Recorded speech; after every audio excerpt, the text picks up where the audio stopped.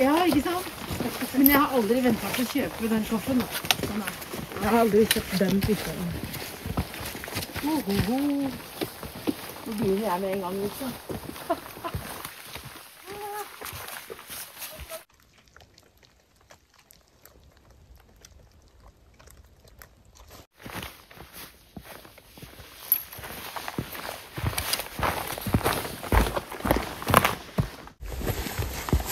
I think I will.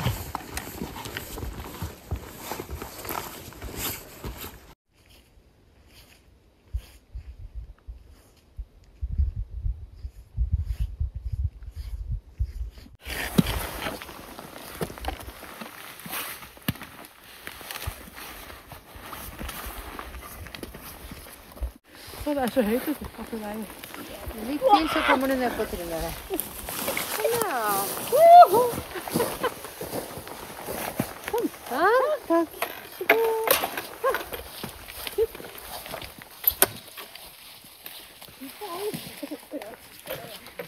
Her var det skikkelig flott her.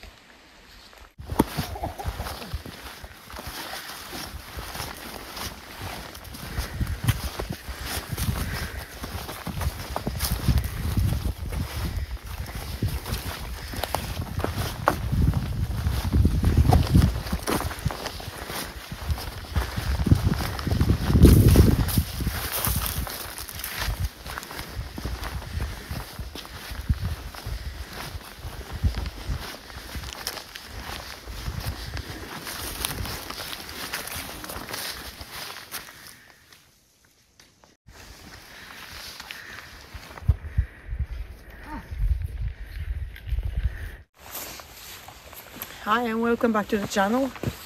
Today we are out in Østmarka. We're going to a hill, Tonekollen. We had some frost this night. So when we started this morning we had about -1 degree Celsius, and now we are at 5+, so it's better. Well, we have eaten some lunch. I'm just finishing up the coffee, and we're going to go up shortly. We don't have that much daylight left, so we are a bit in a hurry. Just gonna enjoy the rest of my coffee.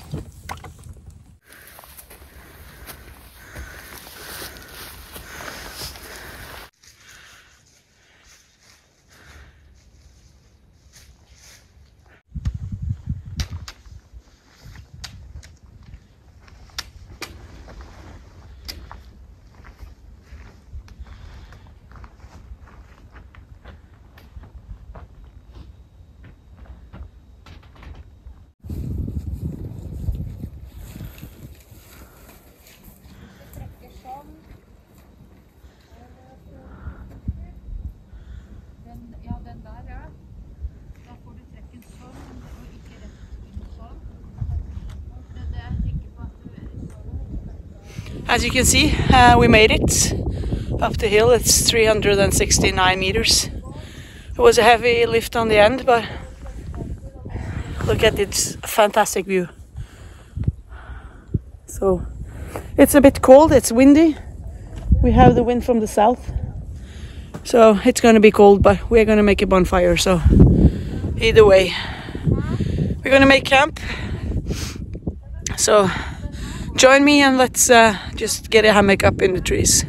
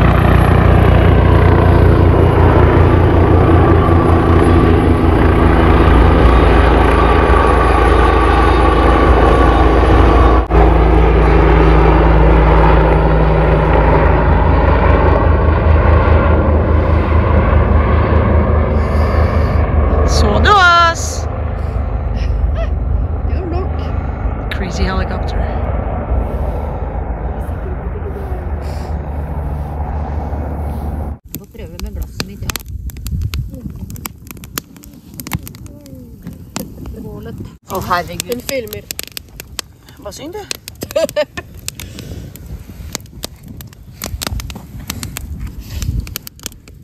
Jo.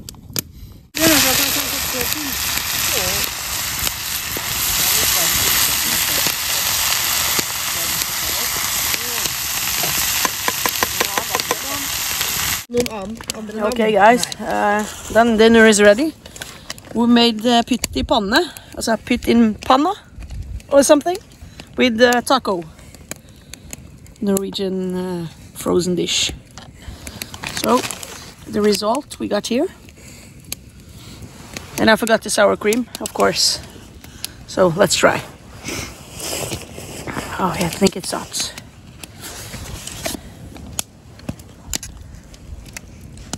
Yeah. Good. What do you think, Anja? Very nice, very nice.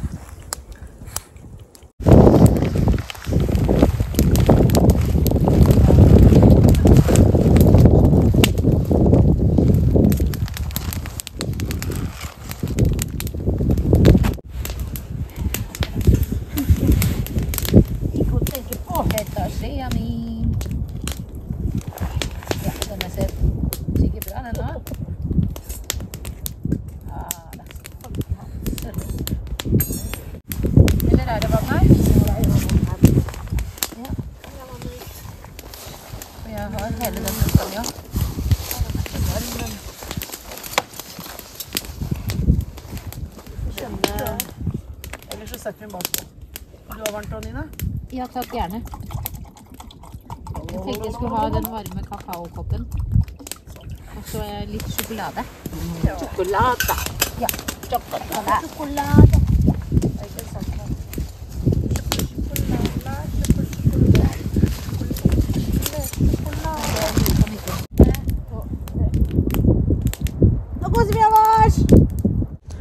This is really cool, guys. I don't know if you can see it, but we had this first snow. Oh, it's difficult. The sky is really black. Så svart der bortover der. And we have the first snow coming. So maybe, if we're lucky, we have snow on the ground tomorrow. Good night. Good night. So, just the campfire is burning out. And now preparing a movie. I have one on my phone, so I'm looking forward to it. But actually snow. It's fantastic. Oh, you can see it behind me. Some snow. Well, good night, folks. I'll see you tomorrow for coffee. And have a great one. It's fantastic. Oh my god, that's perfect.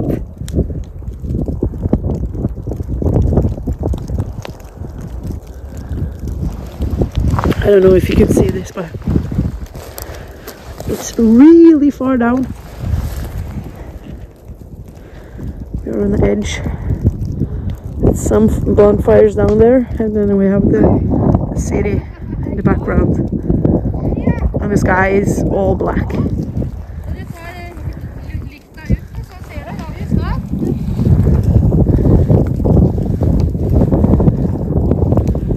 I got snow on my tarp. Woo!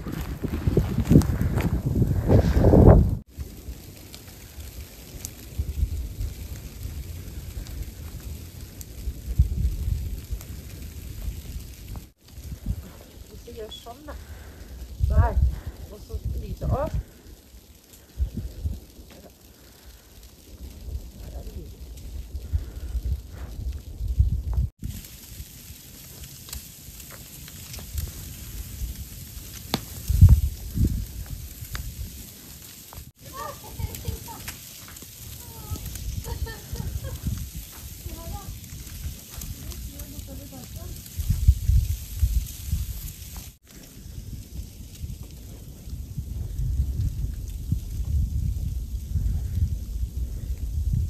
Tenk å bli så opprømt og bare det kommer snø. Ja.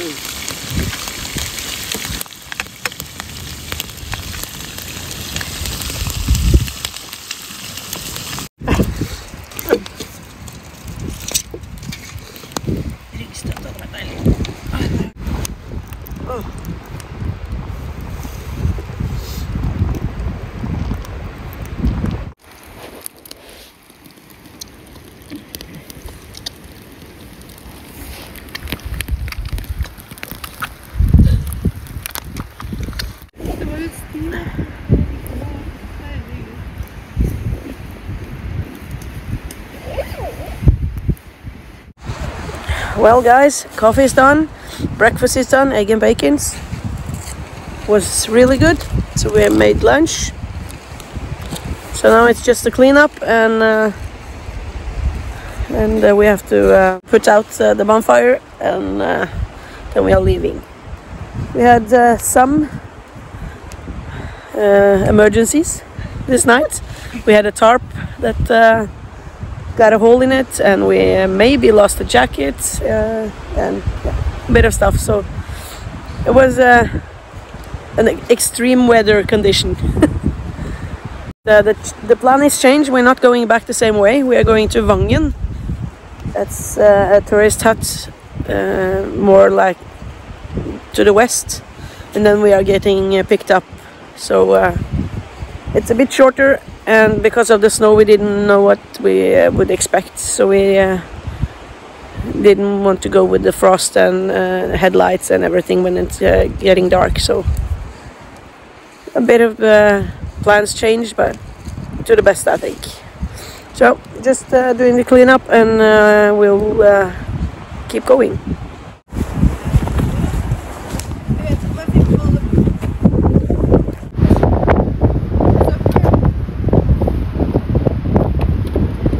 Over there is Vangen, the cabin. So we're going there. It's a bit windy still. Quite a view.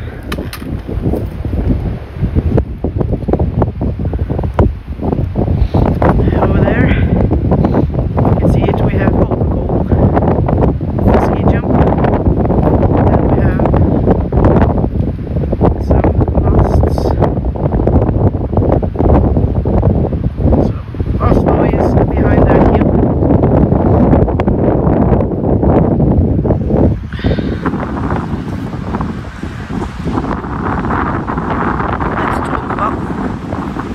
And it's Mosjøen, and this is the south, so there you have, it's a bit windy.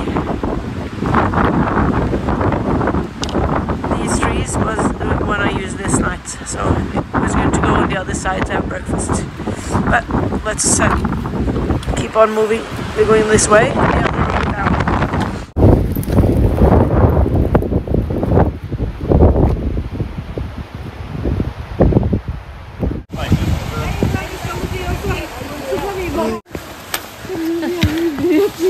Du må ikke spise opp alle. Nei, det er dumt.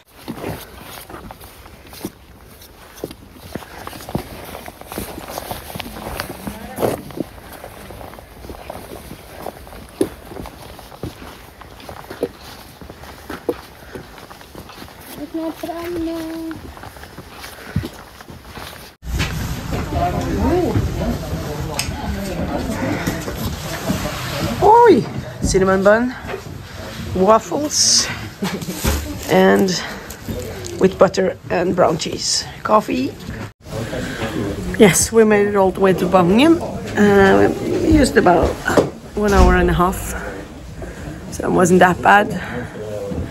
But I'm a bit tired, so I'm good with taking this route back. So I'm gonna eat up lunch.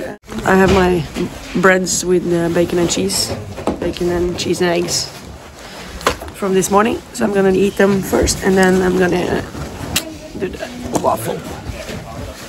It's about 3 kilometers with dirt road until the parking. So, well, let's eat. Jeg tok jo ikke den her frokosten som jeg hadde tenkt. Jeg tok lunsjen min I stedet for. For den så mer fristende ut enn den der bananposen. Vil du ikke ha den? Jo, jeg kommer nok til å ta den, men det var mer fristende med den andre jeg hadde.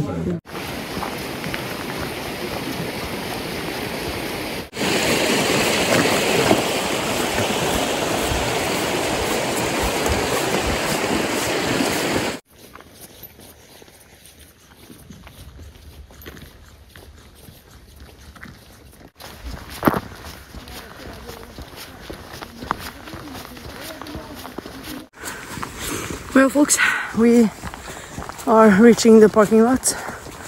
We have been walking 40 minutes almost.